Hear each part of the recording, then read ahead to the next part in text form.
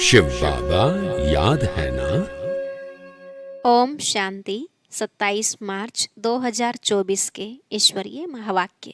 पहले सुनते हैं मुरली के मुख्य पॉइंट्स। बाबा ने कहा, मीठे मीठे रूहानी बच्चे, आत्म अभिमानी भव। अब तुम्हें आवाज से परे वापस अपने घर जाना है, इसलिए जितना हो सके आवाज में नहीं आओ। मुख से हे भगवान भी नहीं बोलना चाहिए। तुम्हें सिर्फ एक ईश्वर की मत पर चलना है, वही राइट है, बाकी सब है रॉन्ग। यह पुरुषोत्तम संगम युग है, जबकि बाबा आकर ज्ञान से तुमको उत्तम पुरुष बनाते हैं।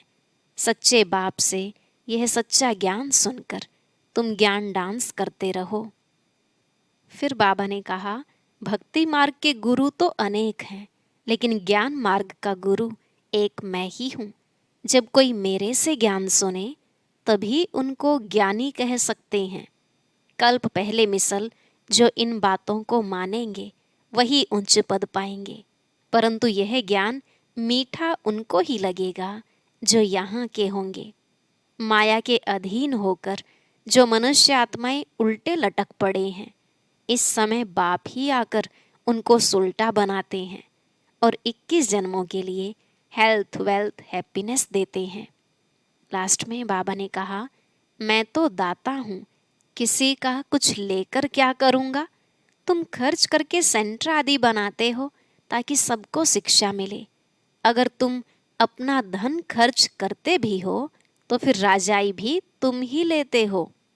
अब सुनते हैं महावाक्यों को विस्तार से। बाबा ने कहा, मीठे बच्चे, सत्य सुनाने वाला एक बाप है, इसलिए बाप से ही सुनो, मनुष्यों से नहीं। एक बाप से सुनने वाला ही ज्ञानी है। प्रश्न, जो आत्माएं अपने देवी देवता घराने की होंगी, उनकी मुख्य निशानी क्या होगी?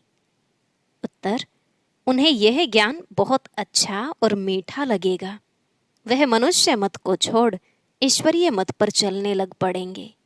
बुद्धि में आएगा कि श्रीमत से ही हम श्रेष्ठ बनेंगे। अभी यह पुरुषोत्तम संगम युग चल रहा है, हमें ही उत्तम पुरुष बनना है। ओम शांति। मीठे मीठे रूहानी बच्चे, आत्म अभिमानी भव। देह का अभिमान छोड़ अपने को आत्मा समझो। यह भी जानते हो परमात्मा एक है। ब्रह्मा को परमात्मा नहीं कहा जाता है।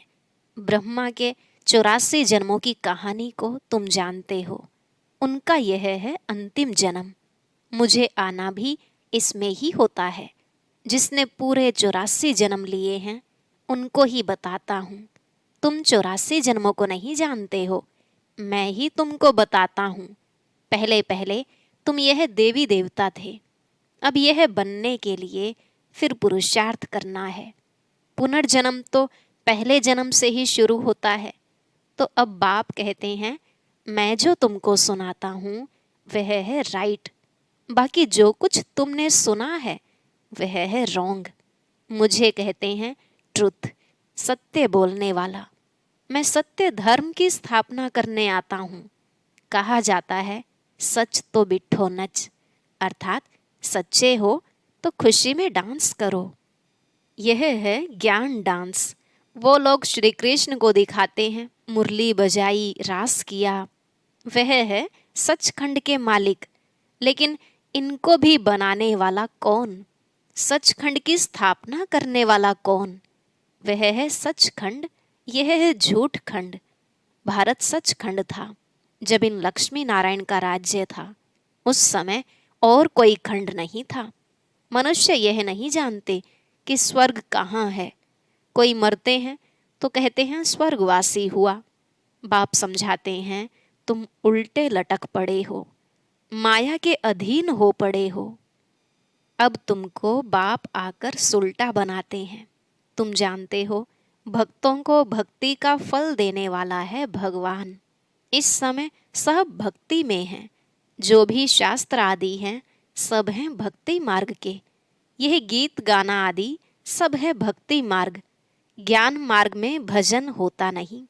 तुम जानते हो हमको आवाज से परे जाना है, वापिस जाना है। बाप कहते हैं, मीठे बच्चों, मुख से हे भगवान भी कभी नहीं कहना। यह भी भक्ति मार्ग है। कलयुग के अंत तक भक्ति मार्ग चलता है। अब यह है पुरुषोत्तम संगम युग, जबकि बाप आकर ज्ञान से तुमको उत्तम पुरुष बनाते हैं। तुम एक ईश्वरीय मत पर चलो। जो ईश्वर कहते हैं वह राइट। बाबा मनुष्य तन में आकर सुनाते हैं, तुम कितने समझदार थे, अब कितना बेसमझ बन पड़े हो। तुम गोल्डन एज में थे, अब आयरन एज में आ गए हो। यहाँ का जो होगा उनको यह ज्ञान बहुत अच्छा लगेगा, यहाँ वालों को मीठा लगेगा। यह बाबा खुद भी गीता पढ़ते थे। बाबा मिला तो सब कुछ छोड़ दिया। गुरु भी बहुत किए। बाप ने कहा, यह सब भक्ति मार्ग के गुरु हैं, ज्ञान मार्ग का गुरु मैं एक ही हूँ। ज्ञान जब मेरे से सुने तब उनको ज्ञानी कह सकते हैं, बाकी सब हैं भक्त। श्रीमत ही श्रेष्ठ है, बाकी सब है मनुष्य मत। यह है ईश्वरीय मत, वह है रावण मत, यह है भगवान की मत। भगवानुवाच, तुम कितने महान भाग्यशाली हो, इसलिए तुम्हारा हीरे जैसा जन्म अभी है। अंगूठी में भी हीरा बीच में डालते हैं। माला में ऊपर फूल होता है, फिर मेरू। नाम भी है आदम बीबी। तुम कहेंगे मम्मा बाबा, आदि देव और आदि देवी। यह हैं संगम के। संगम युग ही सबसे उत्तम है, जबकि इस राज्य की स्थापना हो रही है। तुम बच्चों को 16 कला संपूर्ण यहाँ बनना है। पुरानी दुनिया को नया बनाने बाप आते हैं। इस दुनिया का ड्यूरेशन कितना है, यह भी तुम बच्चों के सिवाय कोई नहीं जानते। लाखों वर्ष कह देते हैं। यह सब हैं झूठी बातें। झूठी माया, झूठी काया, झूठा सब संसार कहा जाता है। सच्ची सच्ची है ही नई दुनिया। यह है झूठ खंड। फिर झूठ खंड को सच खंड बनाना बाप का ही काम है। बाप कहते हैं, भक्ति मार्ग में जो कुछ पढ़ा है वह सब भूलो। यह है तुम्हारा बेहद का वैराग्य। वो तो सिर्फ घर बार छोड़ फिर इस दुनिया में जंगल में चले जाते हैं। यह भी ड्रामा में नोंद है। क्यों का सवाल नहीं उठता। यह तो बना बनाया खेल है।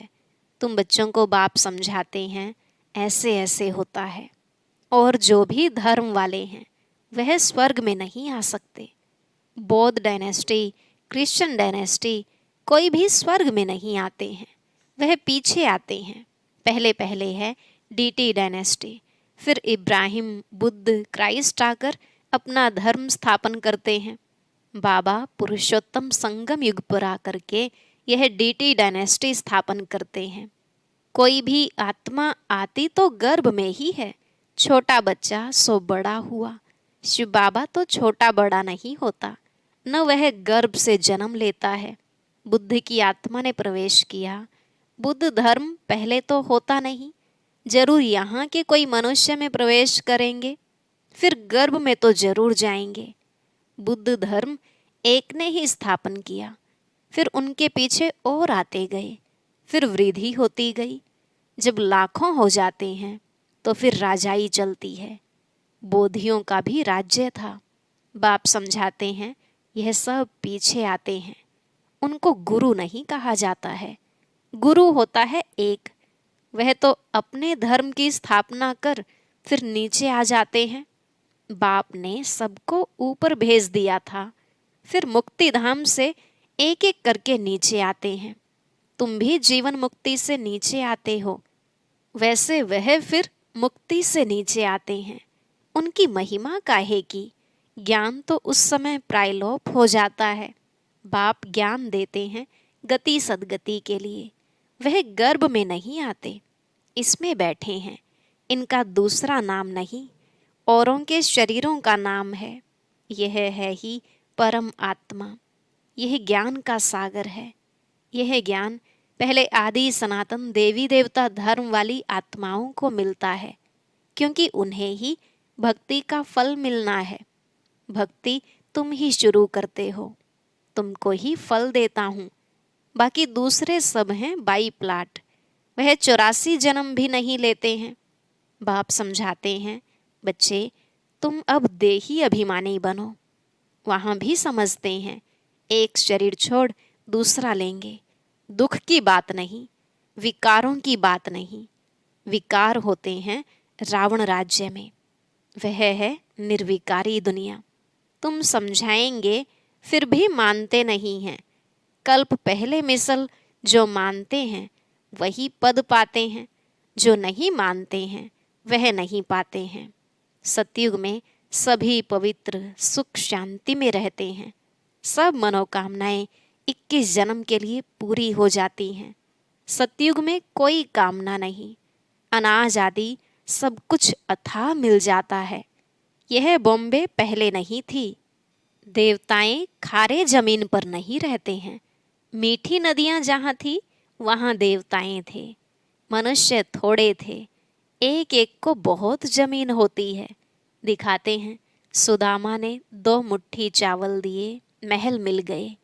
मनुष्य दान पुण्य करते हैं ईश्वर अर्थ। अब वह कोई भिखारी है क्या? ईश्वर तो दाता है। समझते हैं ईश्वर दूसरे जन्म में बहुत कुछ देगा। तुम 2 मुट्ठी देते हो, नई दुनिया में बहुत कुछ लेते हो। तुम खर्चा करके सेंटर आदि बनाते हो, सबको शिक्षा मिले, अपना धन खर्च करते हो, फिर राजाई भी तुम ही लेते हो। बाप कहते हैं, मैं ही तुमको अपना परिचय देता हूँ।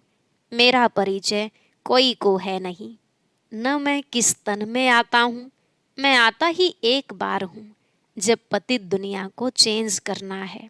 मैं हूँ ही पतित पावन।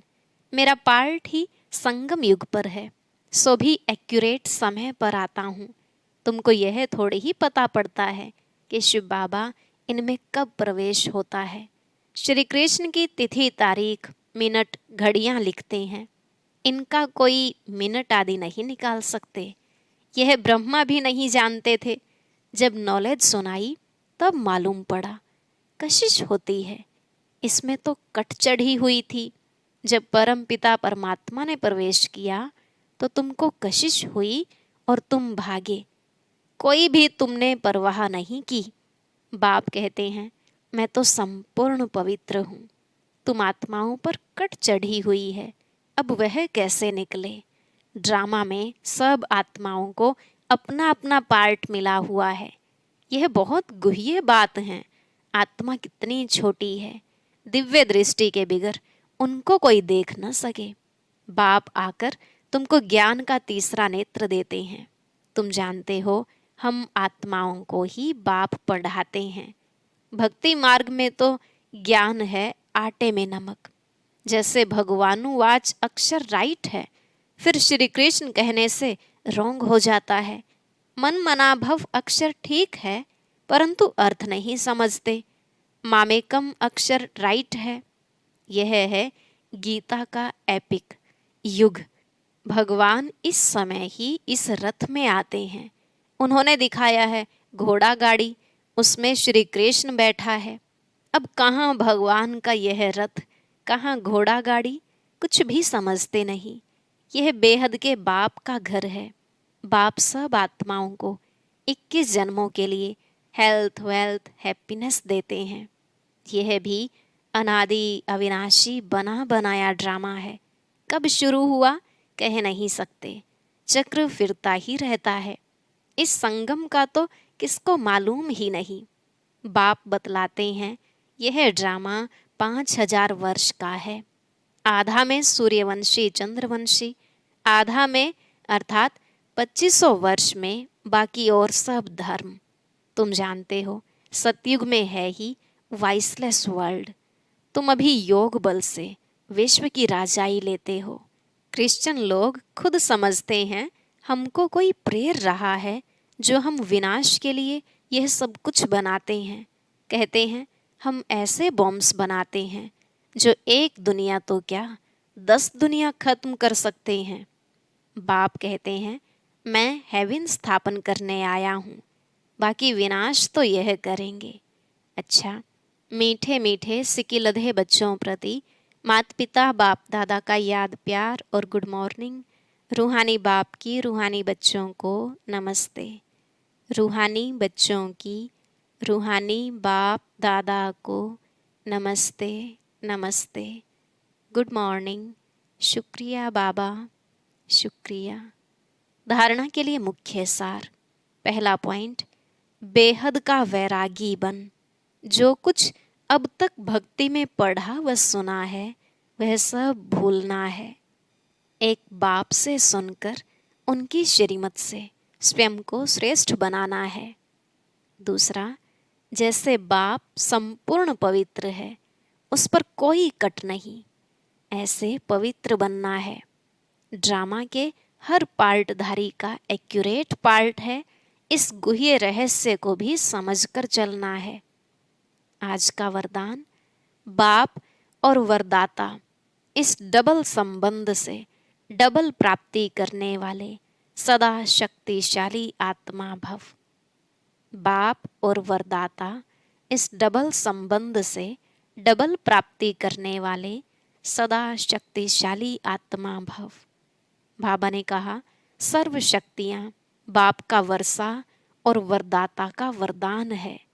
बाप और वरदाता इस डबल संबंध से हर एक बच्चे को यह श्रेष्ठ प्राप्ति जन्म से ही होती है। जन्म से ही बाप बालक को सर्व शक्तियों का मालिक बना देता है। साथ साथ वरदाता के नाते से जन्म होते ही मास्टर सर्वशक्तिवान बनाए सर्वशक्ति भव का वरदान दे देता है। तो एक द्वारा यह डबल अधिकार मिलने से सदा शक्तिशाली बन जाते हो। स्लोगन, देह और देह के साथ पुराने स्वभाव संस्कार व कमजोरियों से न्यारा होना ही विदेही बनना है। देह और देह के साथ पुराने स्वभाव संस्कार व कमजोरियों से न्यारा होना ही विदेही बनना है। हम सब की अति स्नेही बाप दादा के दिल पर राज्य करने वाली, अपने जीवन व कर्तव्यों द्वारा गुणदान करने वाली, सदा विदेही स्थिति में रहे ट्रस्टी बन यज्ञ रक्षक बनने और बनाने वाली दादी जानकी जी का आज पुण्य स्मृति दिवस है। वे 27 मार्च 2020 को अव्यक्त वतनवासी बनी। उनके द्वारा मिली हुई अनमोल शिक्षाएं सदा हम सबके कानों में गूंजती रहती हैं। पहली, अपने ऊपर आशीर्वाद करनी है तो सूक्ष्म अभिमान को परख कर उसे जल्दी से खत्म कर दो। दूसरी, अपनी अवस्था को ऐसा अचल अडोल बना लो तो समय संकल्प जरा भी व्यर्थ न जाए। तीसरी, दुनिया के दुख दर्द दूर करने के लिए इनोसेंट और मीठे बनो, माँ समान पालना दो। चौथी, अधिक सोचने बोलने और चिंता करने से शक्ति खर्च होती है। साइलेंस में रहो तो शक्ति जमा हो।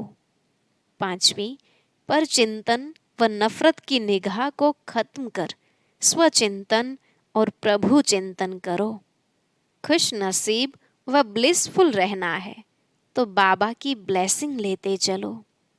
किसी की गलती चित्त पर ना हो, चित्त साफ रखो तो चैन से रहेंगे। तपस्वी बनने के लिए त्यागी बनो, जरा भी इच्छा व आसक्ति न हो। अपनी स्थिति ऊंची बनानी है तो याद में रहने का गुप्त अभ्यास करते रहो। साधारण बोलने व सुनने की आदत न हो। अपनी सतोगुणी दृष्टि वृत्ति द्वारा आपस में सतोगुणी व्यवहार से अपनी संपूर्णता को समीप लाओ। अंतर्मुखी बन जाओ तो आठों ही शक्तियाँ सखी के रूप में साथी और सहयोगी बन जाएंगी। ओम शांति। ओम शांति। वर्तमान समय प्रमाण। हर एक ब्राह्मण अपने चार्ट में कौन सी बात शामिल करे जिससे वह महारथी की लिस्ट में आ जाए। जानने के लिए सुनते हैं आज का ज्ञान मोती।